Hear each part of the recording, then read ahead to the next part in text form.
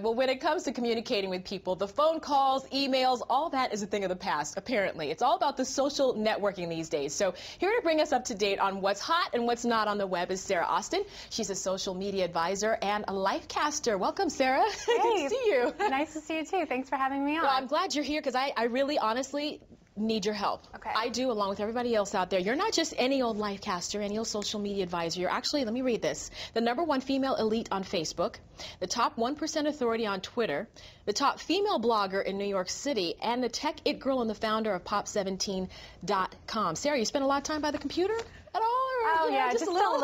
Just, you know. What made you decide to do all of this, to get so involved? I just fell into it because I grew up in the San Francisco Bay Area, and that's what everybody does there, so it was just the hot thing to do. Okay, so you kept it going, and now you're helping us out figuring out what's hot, what's not when it comes to tech. And I'm so out of the loop. I really, really, really am. I need your help. Citizen journalism, that's the big thing nowadays. Let's talk about the blogs. Well, there's blogs about various topics. So Fit Sugar, it talks about women's health, and then you've got TechCrunch that talks about technology, and my blog talks about how to become internet successful. And people are starting to create online magazines, in a sense, that just talk about whatever you want in your authoritative field. Okay, also what's hot? Video blogs. Tell us the skinny on those. Video blogs, so you got Vimeo, Dailymotion, YouTube, and now there's Hulu.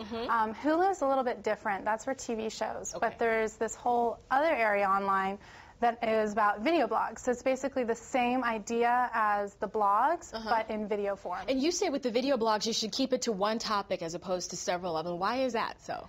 Yeah, my tip is to keep it to one subject, because when people go to search for the subject that they like, let's say I like gardening, I go into Google and I search for harvest seeds of this season. Right. And then I'll get all the results, and part of the results come in video and images. Okay. So then I'll show up and be more visible, and more people will read my work. When it comes to online video, though, is YouTube still, I mean, I love YouTube. Is that still on your hot list? Oh, or yeah. It is. Okay. YouTube's definitely hot. All right, we can stick with that. Facebook, please talk to us about Facebook. Well, it's super easy to connect with your family and your friends anywhere they are at any time. And you can leave comments, but you can also share what you're doing. Okay. So it's really hot right now to let all your friends know what's going on and your most immediate thought. Everybody is doing it too. Now, when it comes to things that are just not hot these days, you say that we should not overshare. So Twitter, you update what are you doing right now. So that's almost the most intimate way you can get connected with your audience and your friends and your family.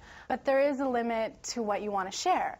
If your boss and your coworkers, your associates, and maybe someone you're trying to get a job, you're applying for a job, people are going to Google your name. Right. And if they see your Twitter stream talking about what you ate for breakfast and I was late to work this morning because exactly, like, oh, I don't really feel like working right now. Yeah, These are the things that could potentially get you fired or you won't land the job. I feel like your 90-year-old grandmother that's learning how to use a cell phone for the first time. But stick around because I have a lot of questions for you as well, too. Thank you very, very much. We appreciate it.